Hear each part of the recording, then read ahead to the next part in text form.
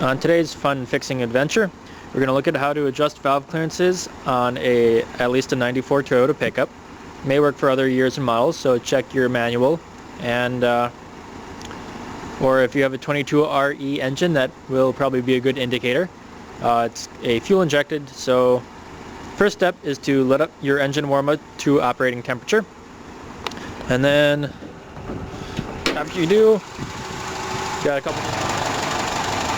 Once your vehicle is all warmed up, a couple things to do before we actually get to the valve clearance checking, and that is you're going to have to get rid of all this crap all over the engine valve cover. To do that, there are three 12mm bolt heads to take out. One here, and one sort of buried right down in there.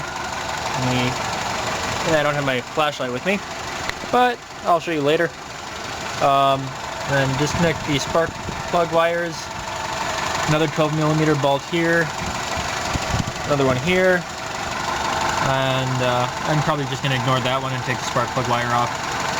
And then, I don't know if you can see it, and we'll get to that later.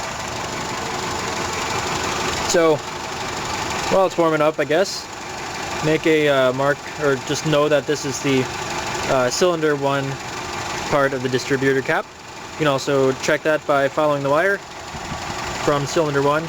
By the way, cylinders are numbered 1 through 4, starting in the front and going to the back.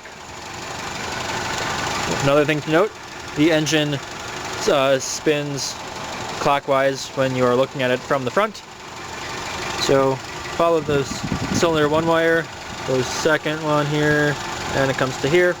We're going to need that for finding top dead center. We actually need to find 2 top dead centers. And so with that, let's pull it inside and see what happens. So as I said before, we need to get all the junk off of the valve cover.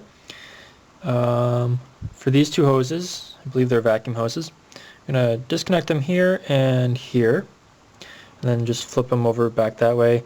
The way I'm going to remember it, how they go is the one on the front side goes to the front, the one on the back side, right there, follow it, goes to the back. So easy to remember. Just make sure that yours is the same way if you want to remember it this way, or if yours is different, you're on your own. Oh,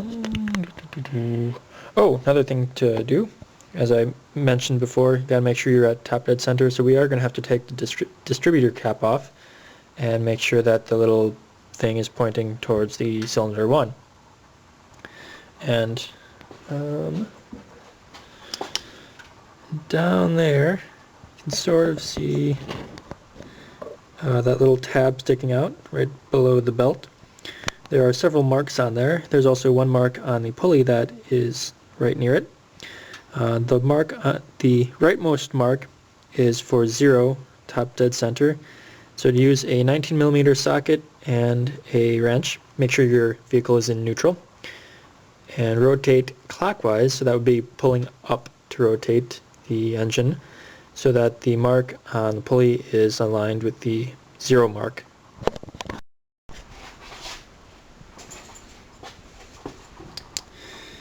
So you can kind of see that white mark down there lined up with the rightmost mark on the tab.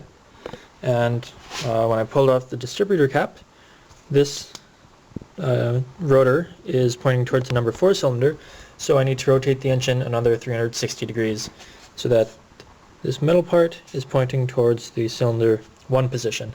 That would be the firing point on the cycle.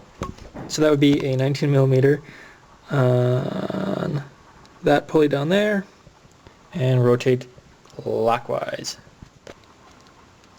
I rotated the engine 360 degrees, and as you can see, the rotor is now pointing towards the cylinder 1 mark that I made right there. Now time to pull off the valve cover and adjust the valves. I used a piece of wire to hold that little cap type thing out of the way. Still have yet to disconnect these. Probably just going to take this off. This is pretty simple to take off, just one little butterfly clip. pulls right off. Same with this one, butterfly clip, pull up. This one over here is going to be a little bit trickier because you have a nut buried way in the back here. It's probably the best shot I can get out of it. Okay, so there's the bolt that's stuck or tucked way back there. So it's 12 millimeter. Pull that off, then you can get to this valve cover nut. Take that off. There are 4 valve cover nuts. 2 in the front, 1 here, and 1 right here, buried under all that. And then that one in the back, and another one right there. So if you have trouble getting the valve cover off after the bolts are undone, use a block of wood and just tap lightly with a hammer. So wood, hammer right there, call it good to go. Getting the valve cover off can be a little bit tricky. You're going to want to protect your hands from the heat because this operation is supposed to be done at operating temperature.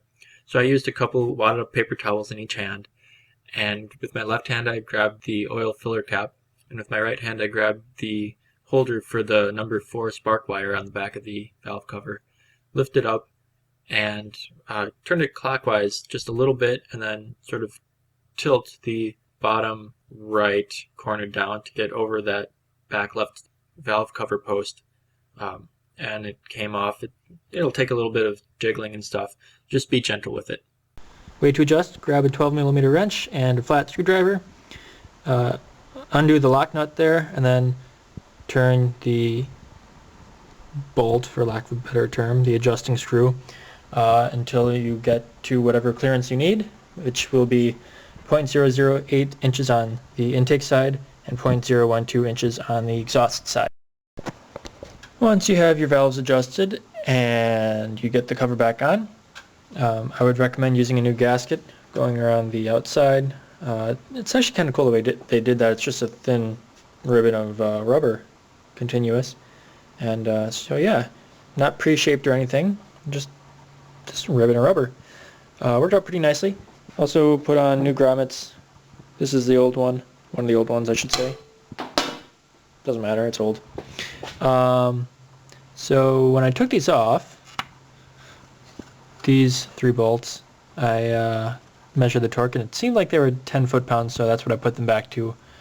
If you find something else, use whatever you want. And oh yeah, the gasket kit also came with new little half circle things down here. There's also one on the back. Why they engineered that in there, I have no idea. It just makes it a pain in the ass to replace them. So, especially the back one. Front one's not too bad. But yeah, I hope this video helped. And please comment, rate, and leave feedback. Let me know how I'm doing. Thanks.